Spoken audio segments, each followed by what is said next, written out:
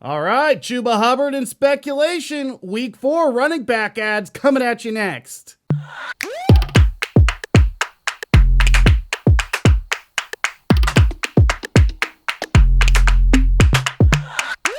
Week 4 running back shelf is pretty bare this week, but the top end talent, we all know what it is. Chuba Hubbard is the pick of the week when you talk about additions at the running back position. How much fab do we throw at Chuba? Not a lot. It's not like CMC is going to be gone for too long, so it's not like you want to reach too far unless, I guess, if you're desperate, you need a win, you need somebody to throw in the flex, the cupboards are bare for your roster. That's when I guess you go all in on Chuba and you ride the Chuba train until Christian McCaffrey comes back. The thing is, this guy's not going to get the same workload Christian McCaffrey had. He is going to be spelled a little bit by Royce Freeman. He is 11.3% rostered in ESPN leagues. So this is a guy that you have readily available in most leagues and is going to get work. He had 11 rushes for 52 yards on Thursday night. He had 3 receptions for 27 yards. He dropped a touchdown at the goal line. I know his night could have looked a lot better, but this is a guy that looks like they are going to give him work. Not quite the same amount of work as Christian McCaffrey, but looks like they're going to give him a decent workload, and I don't see why they wouldn't unless he falls on his face. And that's always obviously the risk of bringing up a guy who is a backup running back to an all-star running back like Christian McCaffrey. But Chuba Hubbard obviously got the action. I think, Sam Darnold will continue to utilize his running backs in the passing game, and he's going to be a guy that will be a running back too, flex worthy for the next couple weeks. And like I said, if you're desperate, go all in and get this guy. But he is definitely the best ad of the week at the position, and he's out there in 89% of leagues. So you have a decent chance at getting Chuba Hubbard on your roster. Now, Royce Freeman, also a decent speculative ad just based on the fact that, he did get a goal line carry after Chuba dropped that touchdown pass. He got a goal line carry, and he tried to jump over that line, and they stonewalled him at the goal line. But he got in there. He got some action. He looked good on the first run, and then it didn't look good after that. Chuba didn't look good in the beginning. Looked a little better in the end. So I could see them going with the hot hand, but I don't know how hot the hot hand is going to be on a roster with a subpar offensive line. Christian McCaffrey makes something out of nothing on a regular basis. Neither one of these guys are the type of guys that are going to make something out of a tiny little crease in an offensive line. So speculative ad, Royce Freeman, you can throw him on there. And really, really deep leagues, we're talking more like that 14, 16 team league, those rosters that are down there with like the 22-man rosters. He's only 0.1% owned, so he's out there in like every league. Desperation time, he's probably going to get some action. I think I said last week, we took a call on Teddy the Fan about either it was Travis Homer or Alex Collins for this person's roster, and I'll take Royce Freeman over both those guys. Although Alex Collins, he ever gets a chance, could be good in that offense. But as long as Chris Carson's healthy, that guy is the man. Sidetrack. But Royce Freeman, Chuba Hubbard, those are the guys that you want to own in Carolina following the Christian McCaffrey injury. Zach Moss, man, 57.1% owned. He's out there in a decent amount of leagues out there in those 33% of leagues. So 1/3 of leagues has access to this guy. Wasn't playing week 1. Week 2 came in, got a couple touchdowns. Week 3 looking pretty good. Caught a touchdown. 21 carries in 2 weeks for 86 yards. He's averaging over 4 yards a carry, just barely, but he's averaging over 4 yards a carry. They like using him in the short yard situations. They like using him, obviously, in the red zone. He is utilized in the passing game. This is starting to be, once again, one of the higher scoring offenses in the league. You can do worse than sticking Zach Moss on your bench and throwing him in your flex from time to time, or see if he maturates into a nice little piece for your roster down the road. Once again, available in 33% of leagues. And then I think this is going to be your last chance at this guy. 43% of leagues, excuse me, for Zach Moss. Trying to do math on the fly. I'm terrible. Sorry, guys. But 43% rostered is available in Zach Moss. So he's out there and available in a lot of different leagues. Cordarrelle Patterson available in 59.9% of leagues. So 40% of leagues, Patterson's still available. This guy has moved up to 40% of the snap share there in the backfield. So, you know, Davis is seeding reps and he's seeding routes to Cordarrelle Patterson. Patterson's been fucking awesome. He was the number one guy for yards from scrimmage for the Atlanta Falcons last week. He had over 80 yards in the passing game. He's averaging 7 touches in the running game every week. His targets are going up every single week. He is currently an RB2 in PPR. This is a guy that's out there in 40% of leagues. Desperate times call for not so desperate measures in this situation. Cordarrelle Patterson is a guy that, yeah, he's fucking old, but for some reason this year it's working out in Atlanta. They needed a guy.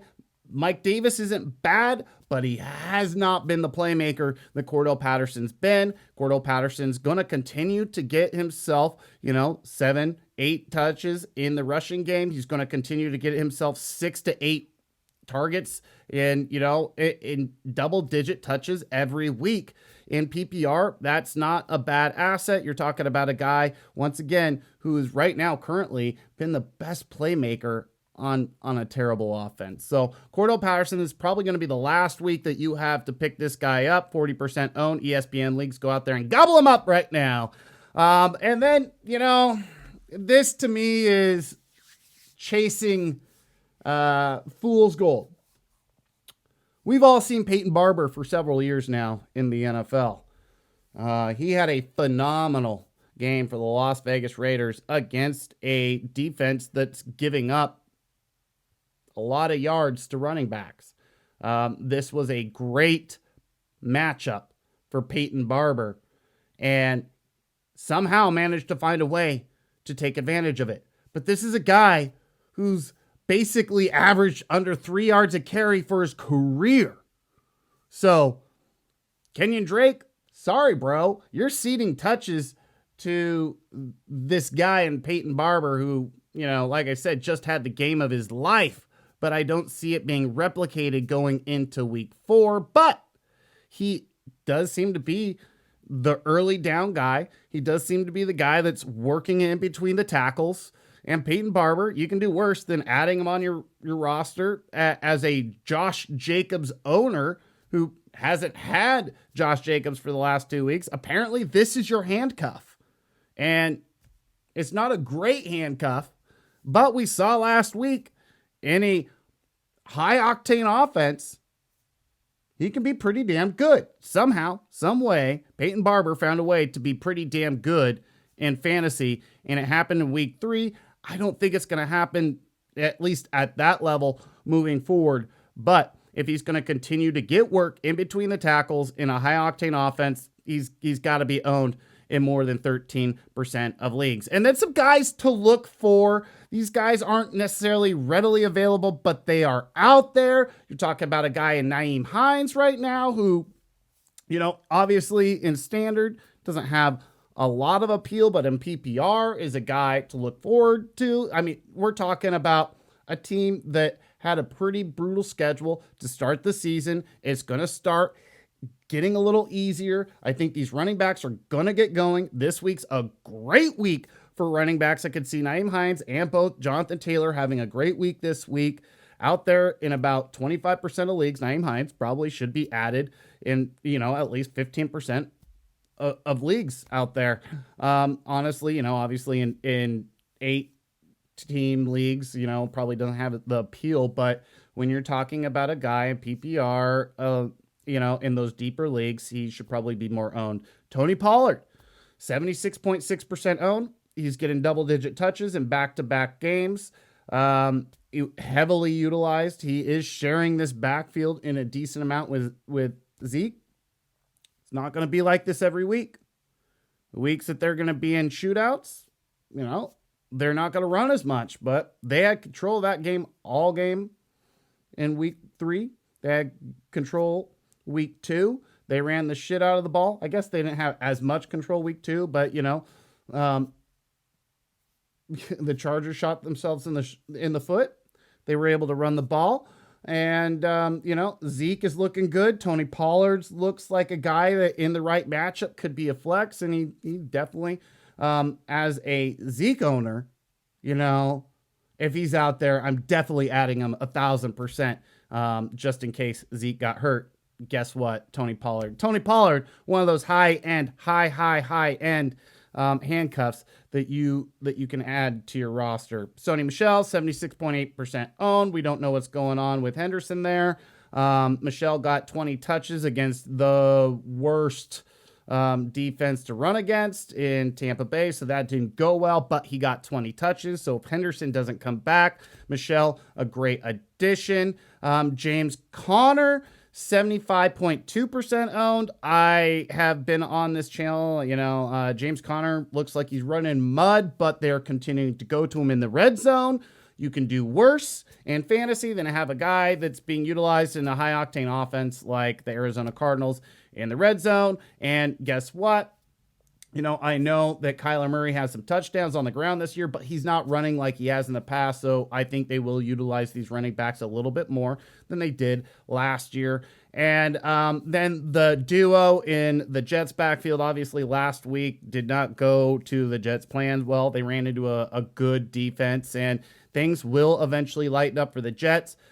Michael Carter, 60% owned in ESPN leagues, is sharing the backfield almost 50-50 with Ty Johnson, 10% rostered in ESPN leagues. So both of those guys are guys that are going to get opportunities, that have the opportunity to get double-digit touches almost every single week. And I know a terrible offense, but we're talking, once again, deeper leagues, really, really terrible bye week fill-in type situations.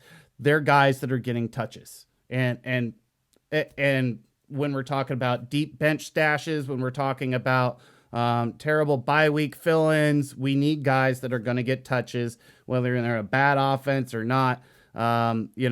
Michael Carter, he 2 weeks ago had 9 points in PPR, so not great, but you revert back to some of the people, some of the situations that I've heard of on rosters. Michael Carter's a better option. So we're just looking at that point at guys that get touches, deeper leagues, stashes to see how, maybe New York starts figuring shit out down the road. Who knows? But thank you for watching. Hope you enjoyed. Make sure you like, share, subscribe. If you have any start sit questions, I will be joining Mike Lynch and Rashad Taylor on 1080 The Fan for their Fantasy Scramble. As a panel, we answer your start-sit questions. You can send those questions in on Sunday morning. We start answering those questions at 9:30 a.m. Pacific time. And you can send them to 503-250-1080. And down below, I will have the Audacity link so you can listen live as we dish out that fantasy information. Thank you, and make sure that you check out the wide receiver ads for week 4.